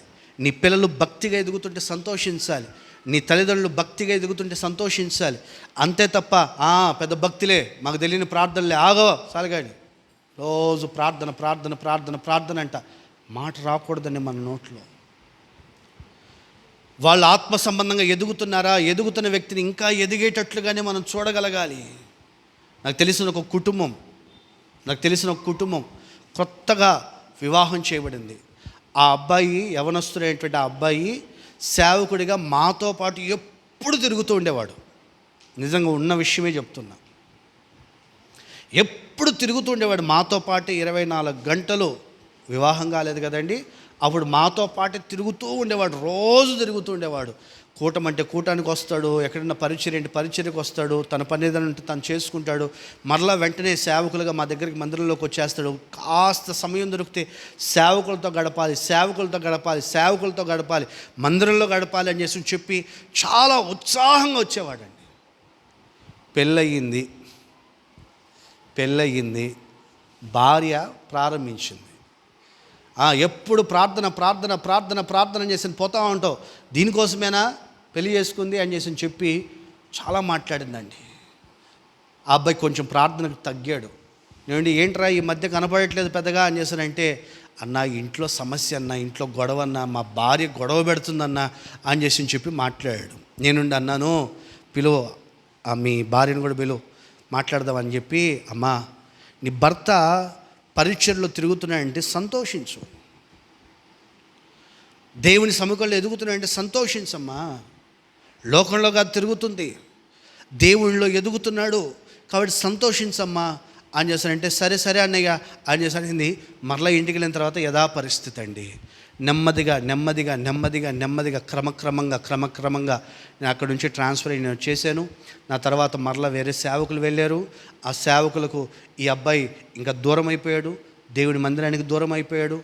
హృదయపూర్వకంగా చెప్తున్నానండి, దేవుని సన్నిధిలో త్రాగుడికి అలవాటు పడ్డాడు, అక్రమంగా అన్యాయంగా నడిచేదానికి అలవాటు పడ్డాడు. ఆ తర్వాత కుటుంబం, హృదయపూర్వకంగా దేవుని సన్నిధిలో చెప్తున్నాండి ఈ మాటలు, కుటుంబం విచ్ఛిన్నమైపోయింది. దీనికి కారణం ఎవరంటారు? భక్తిగా ఎదుగుతున్నారా? నీ కుటుంబ సభ్యులు ప్రోత్సహించు చేతనైతే. మూర్ఖురాలు మాట్లాడినట్లుగా, మూర్ఖమైన వ్యక్తి మాట్లాడినట్లుగా మాట్లాడొద్దు. భక్తి విషయంలో, ప్రార్థనలో ఎదుగుతున్నారా? ఎదగని. ఆత్మీయతలు ఎదుగుతున్నారా? ఎదగని. అంతే తప్ప పొరపాటును కూడా బలహీనపరిచే మాటలు ఎప్పుడు మనం మాట్లాడకూడదు. మూర్ఖపు స్వభావాలన్నింటిలో నుండి, మూర్ఖుల ఈ తరం వారి నుండి, మూర్ఖపు స్థితిగతుల్లో నుండి దేవుడు మనలందరినీ ప్రత్యేకించునుగాక. ప్రత్యేకంగా ఉండాలి, మనం ప్రత్యేకంగా దేవుని కొరకు నిలబడాలి. మొదటిది. రెండో విషయాన్ని చెప్తాను, ఆ మాటలు కాస్త గమనించి. మొదటిది, ఆయన మనల్ని చేర్చుకోవాలి. మనకు అనేకమైనటువంటి ఆశీర్వాదాలు, ఏది ప్రశస్తమైన రక్షణ అనే వస్త్రం, పెండ్లి వస్త్రం, ఇలా చాలా రాయబడి ఉన్నాయి. వస్త్రమును గూర్చినటువంటి అనుభవాలు, ఇలా ప్రశస్తమైన రక్షణ వస్త్రం, ప్రశస్తమైనటువంటి పెండ్లి వస్త్రం దేవుడు మనకిచ్చి, మన కాళ్ళకు సిద్ధ మనసు అనే జోళ్ళు, దేవుని రాకడకు సిద్ధపరచబడే సిద్ధ మనసు అనే జోళ్ళు ఇచ్చి, వాగ్దానం అనే ఉంగరం ఇచ్చి, మరలా పనివానిగా కాకుండా కుమారుడిగా మనం స్వీకరించి తండ్రికి ఒక వారసునిగా, హక్కుదారునిగా దేవుడు మనలందరినీ మార్చునుగాక. మనం ప్రత్యేకించబడితే. రెండో విషయం చెప్తాను, ఆ మాటలు కూడా కాస్త గమనించాలి. మొదటిది, ప్రత్యేకించబడినటువంటి అనుభవాలు ఉండాలి. రెండో విషయం చెప్తాను, ఆ మాటలు గమనించి. లూకా సువార్త 9వ అధ్యాయం 10వ వాక్యం 11వ వాక్యం. లూకా సువార్త 9వ అధ్యాయం 10వ వాక్యం 11వ వాక్యం.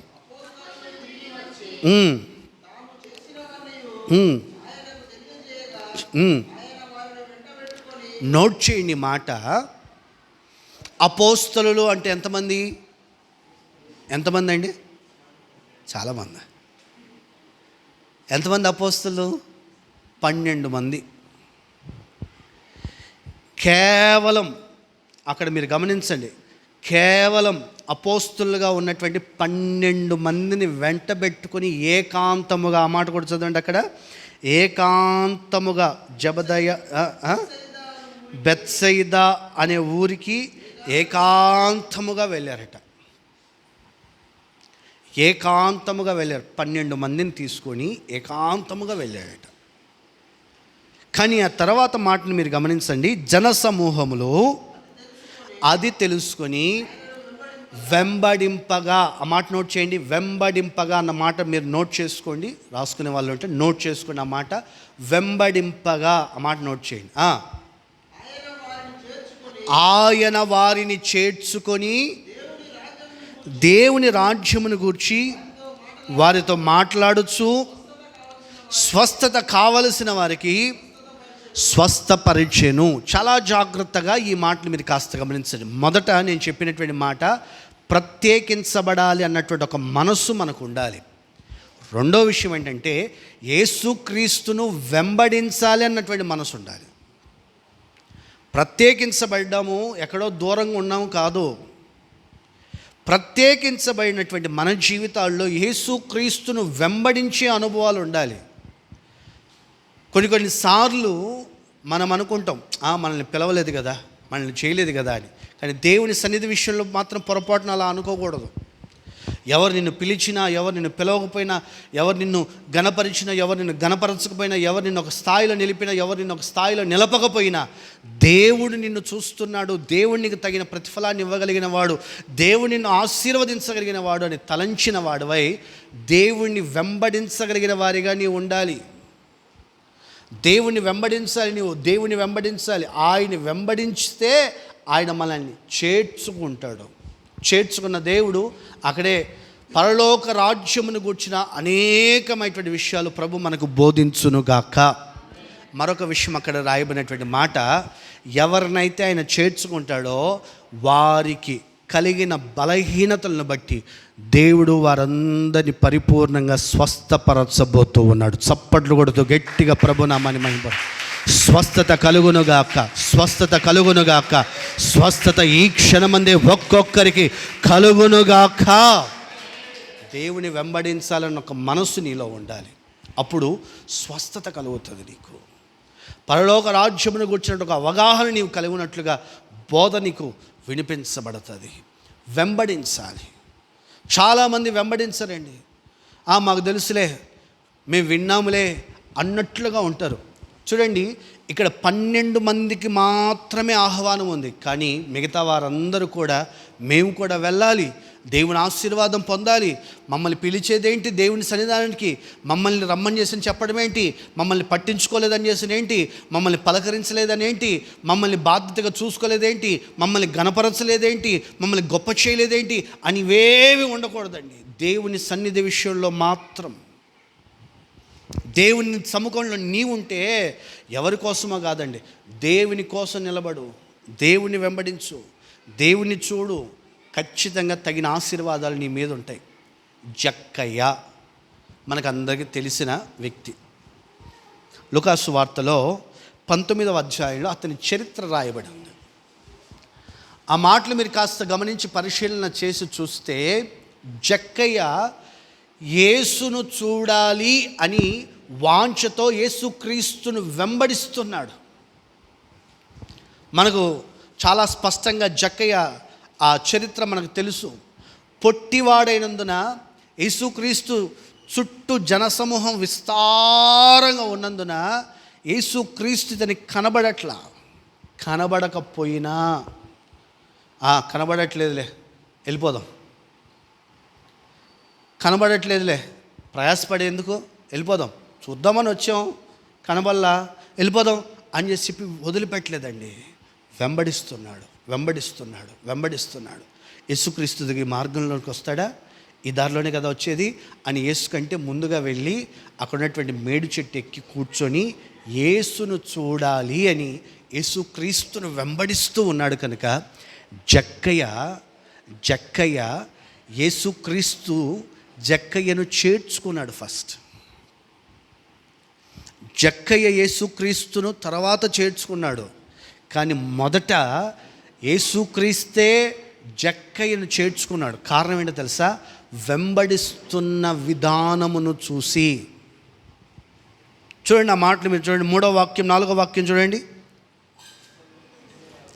19వ అధ్యాయం 3వ వాక్యం 4వ వాక్యం లూకాసు వార్త.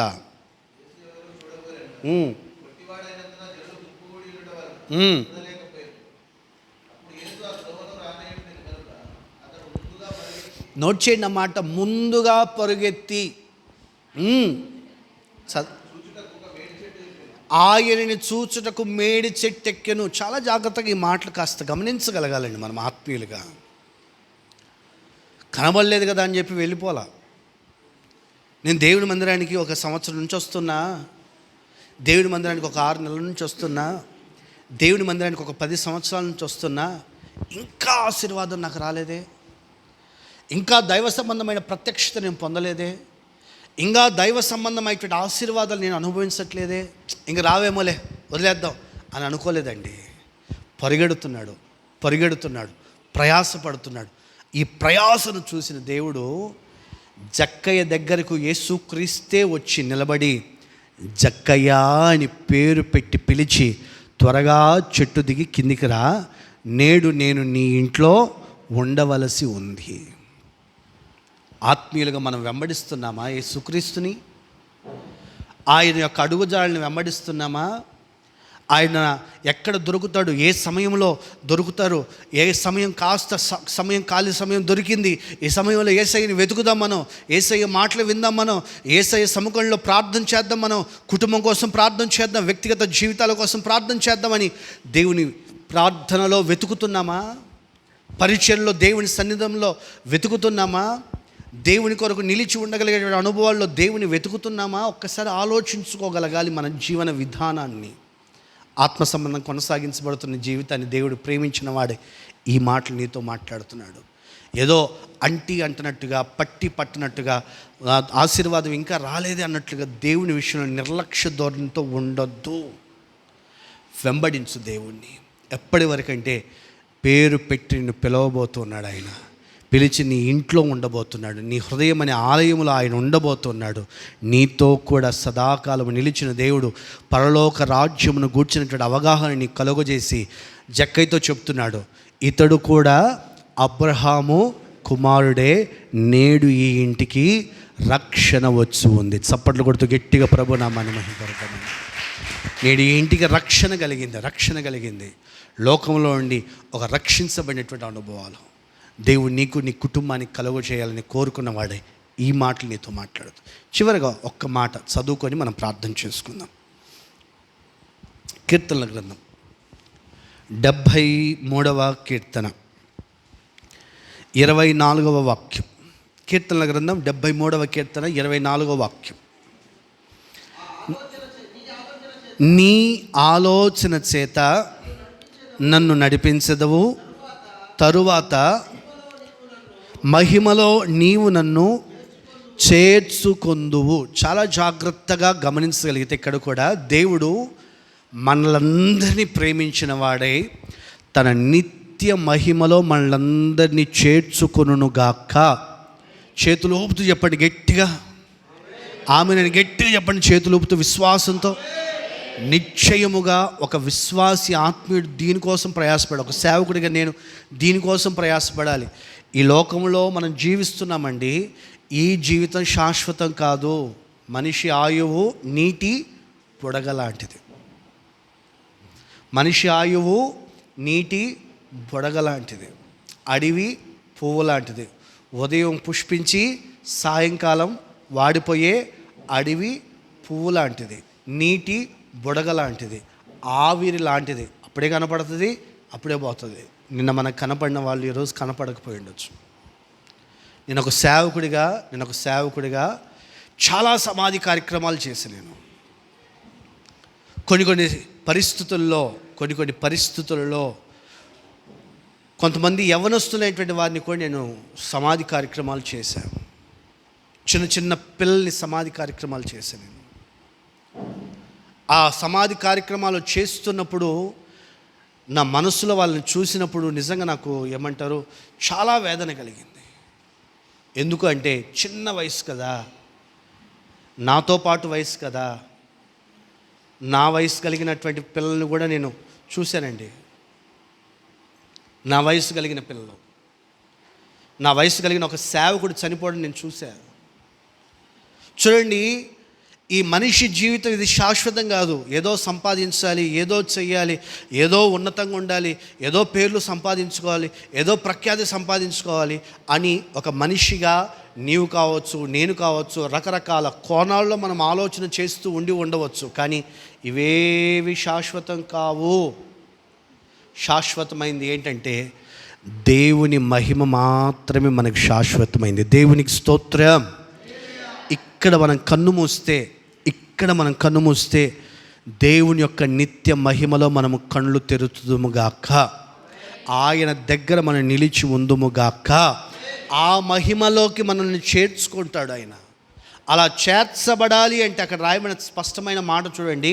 మొదట నేను మీతో చెప్పాను, ప్రత్యేకంగా ఉండాలి, ప్రత్యేకించబడాలి. రెండవది ఆయన్ని వెంబడించాలి. మూడవది అక్కడ రాయబడిన మాట, నీ ఆలోచన చేత నన్ను నడిపించు అని కోరుకోవాలి. మనిషిగా నీకు నాకు చాలా ఆలోచనలు ఉంటాయి. మన ఆలోచన ప్రకారం పోవడం కాదు, దేవుని చేతికి మనం అప్పగించుకోవాలి. ప్రభువా, నేను ఎలా నడవాలో నీవు నాకు నేర్పు. నా సమస్త పరిస్థితుల్లో నేను ఎలా జీవించాలో, నా ఉద్యోగంలో, నా వ్యాపారంలో, నా కుటుంబంలో, నాకు కలిగిన స్థితిగతుల్లో నేను ఎలా నడవాలో నీవు నాకు నేర్పండి యేసయ్యా అని దేవుని కోరుకోగలగాలి. దేవుని ఆలోచన అడగగలగాలి. దేవుని ఆలోచన చేత మాత్రమే మనం కొనసాగించబడదుముగాక. అద్భుతాలు, ఆశ్చర్యమైన కార్యాలు, ఘనకార్యాలు, గొప్ప కార్యాలు ఎన్నెన్నో మనం చేస్తూ ఉండొచ్చు.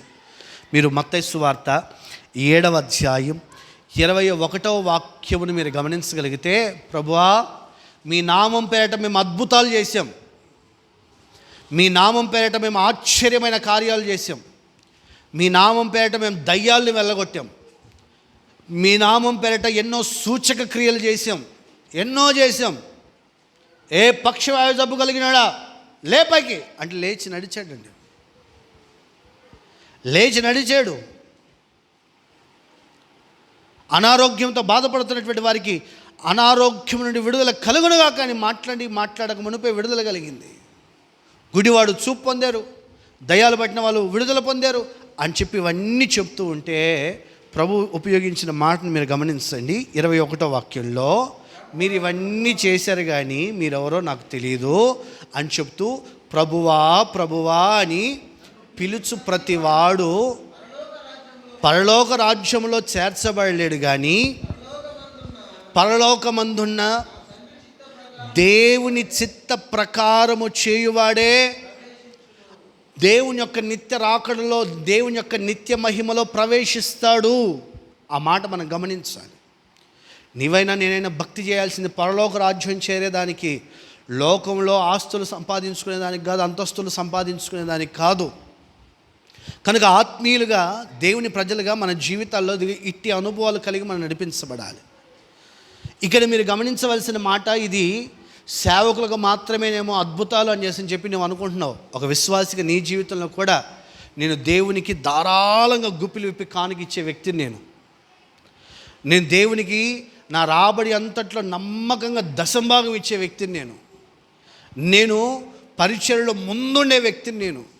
నేను దేవుని సముఖంలో అన్ని విషయాల్లో కనబడే వ్యక్తిని అని మనం అనుకుంటూ దేవుని చిత్తానికి దూరం అయిపోతున్నామేమో, దేవుని యొక్క చిత్తానికి దూరం అయిపోతున్నావేమో. దేవుని చిత్త ప్రకారం నీవు ఇచ్చే కానుక ఉండాలి, దేవుని చిత్త ప్రకారం నీవు చేసే పరిచర్య ఉండాలి, దేవునికి ఇష్టంగా నీవు నడిపించబడుతున్నటువంటి భక్తి మార్గాలు ఉండాలి. అలా దేవుని చిత్త ప్రకారం మీరు నడిపించబడండి. దేవుడే నిశ్చయముగా తన ఆలోచన చేత మిమ్మల్ని నడిపించి మిమ్మల్ని అందరినీ తన మహిమలో చేర్చునుగాక, తన మహిమలో చేర్చునుగాక, తన మహిమలో చేర్చునుగాక. కొరింథీ సంఘానికి దైవజనుడు పత్రిక రాస్తూ ఒక చక్కటి మాట చెప్తాడు. చూడండి, కొరింథీయులకు రాసిన 2వ పత్రిక 10వ అధ్యాయం 5-6 వాక్యాలు చూడండి. కొరింథీయులకు రాసినటువంటి 2వ పత్రిక 10వ అధ్యాయం 5వ వాక్యం 6వ వాక్యం. మేము వితర్కములను దేవుని గూర్చిన జ్ఞానమును అడ్డగించు ప్రతి ఆటంకమును పడద్రోసి, నోట్ చేయండి అన్నమాట.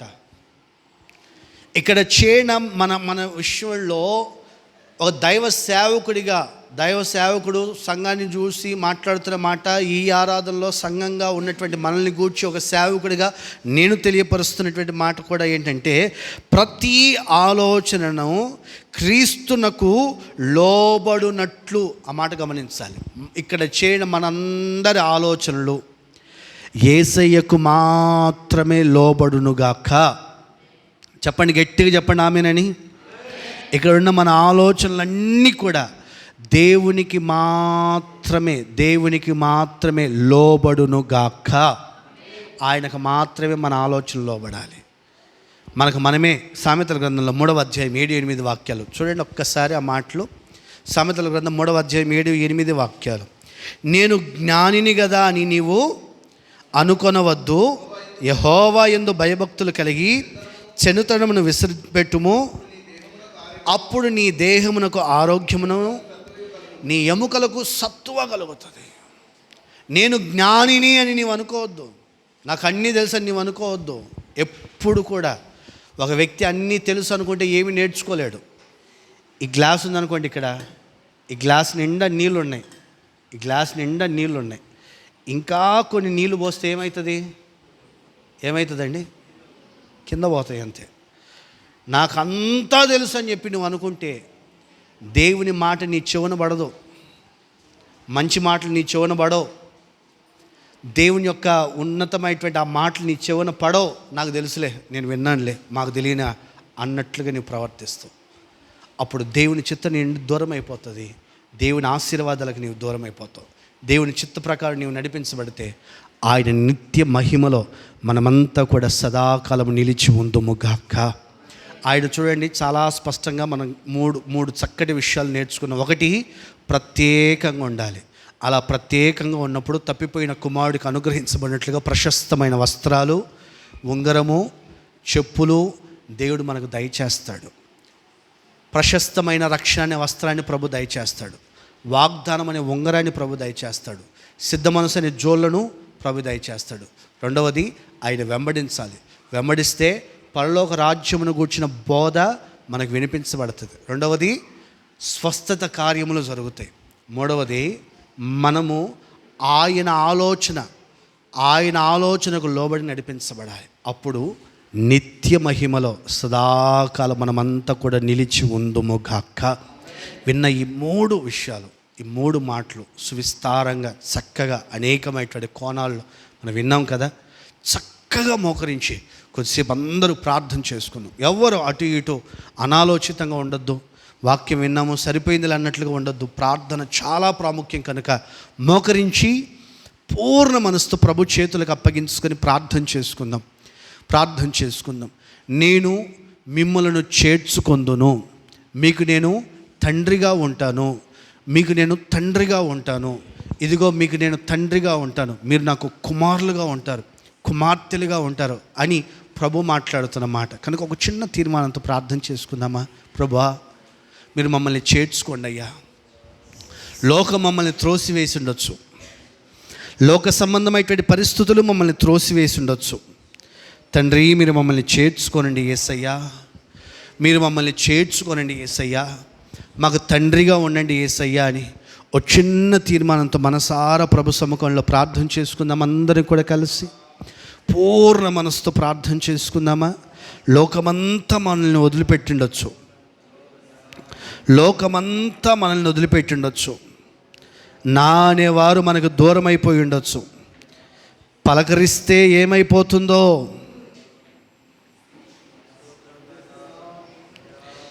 అని మనల్ని గూర్చి చాలా రకాల పరిస్థితుల్లో ఆలోచన చేస్తూ ఉండొచ్చు. కానీ నిన్ను ప్రేమించిన దేవుడు, నిన్ను ప్రేమించిన వాడు నిన్ను చేర్చుకోబోతున్నాడు. యేసయ్య నిన్ను చేర్చుకోబోతున్నాడు సహోదరుడా, యేసయ్య నిన్ను చేర్చుకోబోతున్నాడు సహోదరి. మీలో ఒక్కొక్కరిని యేసయ్య తన హక్కున చేర్చుకొనుగాక. లోకమంతా మిమ్మల్ని విడిచిపెట్టిన యేసయ్య మిమ్మల్ని చేర్చుకొనుగాక. ఆయన చేర్చుకునే అనుభవాల్లో నీవు నడిపించబడాలి.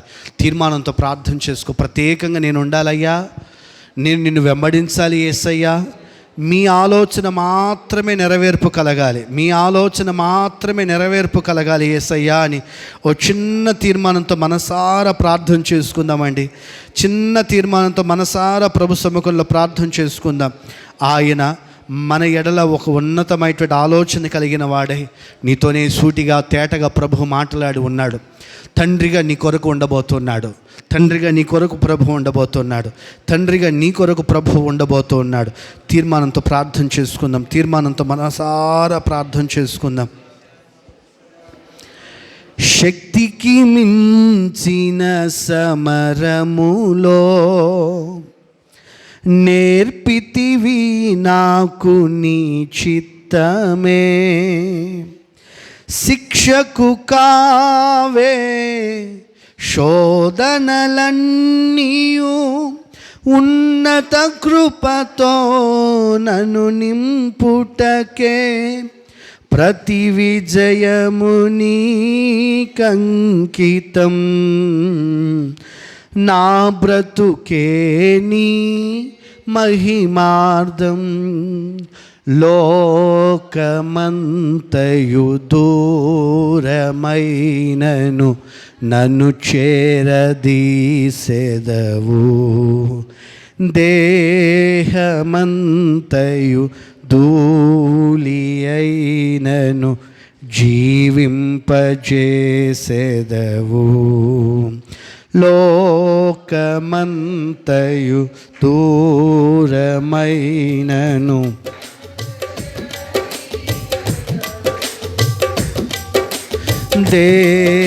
దేహమంతయు ధూళి అయినను జీవింప,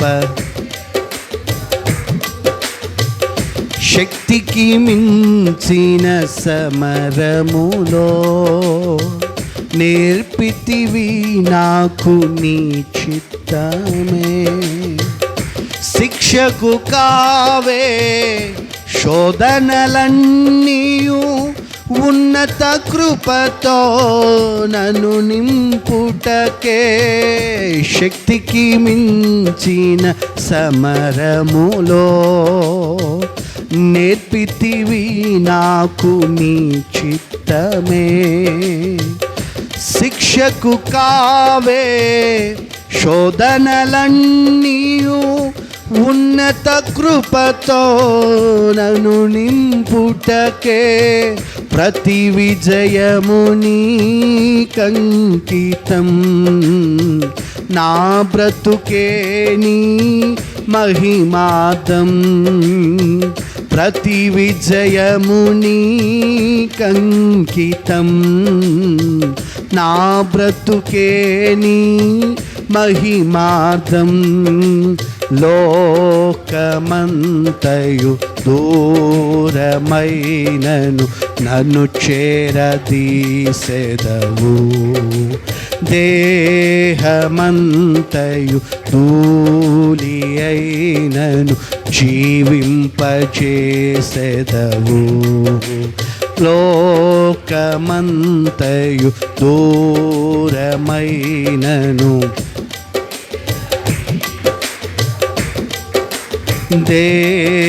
దేహమంతయు ధూళి అయినను జీవింపజేసెదవు.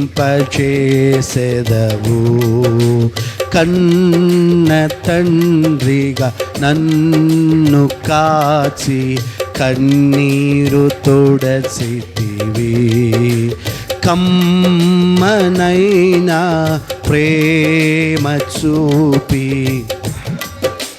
చేసితివి. కన్న తండ్రిగా నన్ను కాచి కన్నీరు తుడచితివి.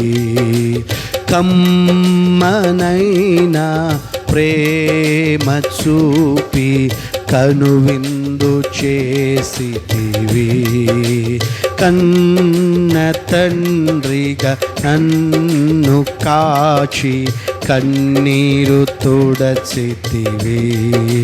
కమ్మనైనా ప్రేమ చూపి కనువిందు, కన్న తండ్రిగా నన్ను కాచి కన్నీరు తుడచితివి. కమ్మనైనా ప్రేమ చూపి కనువిందు చేసితివి. కన్న తండ్రిగా నన్ను కాచి కన్నీరు, నా కన్నీరు తుడచితివి. నా కన్నీరు తుడచితివి. నా కన్నీరు తుడచితివి. కన్నీరు తుడచితివి. కన్నీరు తుడచితివే, నా కన్నీరు తుడచితివే, కన్నీరు తుడచితివే. లోకమంతయు దూరమైనను నన్ను చేరదీసెదవు. లోకమంతా నిన్ను విడిచిపెట్టిన ప్రభు నిన్ను చేర్చుకోబోతున్నాడు. ప్రభు నిన్ను చేర్చుకోబోతున్నాడు. ప్రభు నిన్ను తన హక్కున చేర్చుకోబోతున్నాడు. నీ కుటుంబాన్ని తన హక్కున చేర్చుకోబోతున్నాడు. నీ పిల్లల్ని తన హక్కున చేర్చుకోబోతున్నాడు. నీ కలిగిన సమస్తంలో దేవుడు తన హక్కున చేర్చుకొనుగాక, చేర్చుకొనుగాక, చేర్చుకొనుగాక. మీలో ప్రతి ఒక్కరిని విడువక చేర్చుకొనుగాక. తీర్మానంతో పూర్ణ మనసుతో ప్రార్థన చేసుకుందాం. ప్రభా, నేను ప్రత్యేకంగా జీవించినట్లు మీ సహాయం దయచేయండి అయ్యా. నేను నిన్ను వెంబడించగలగాలి నా తండ్రి. నిశ్చయముగా ప్రభా, మీ ఆలోచన చేత పరిపూర్ణంగా నడిపించబడగలిగినటువంటి స్థితిని మీరు మాకు దయచేయండి యేసయ్యా అని తీర్మానంతో ప్రార్థన చేయి. ఇదిగో ఆయన నిన్ను చేర్చుకొని నీకు రక్షణ అనే ప్రశస్తమైనటువంటి వస్త్రాన్ని ధరింపజేయబోతూ ఉన్నాడు. నిశ్చయముగా ఒక్కొక్కరటి రక్షణ వస్త్రం పొందుదురుగాక, పెళ్లి వస్త్రం పొందుదురుగాక, సిద్ధ మనసును పొందుదురుగాక, వాగ్దానములు పొందుదురుగాక, స్వస్థత పొందుదురుగాక, దేవుని మహిమ ఒక్కొక్కరు పొందుదురుగాక. తీర్మానంతో ప్రార్థన చేసుకోనండి. మీ కొరకు ప్రార్థన చేయబోతున్నాం. పరిశుద్ధుడా, మీకు స్తోత్రం.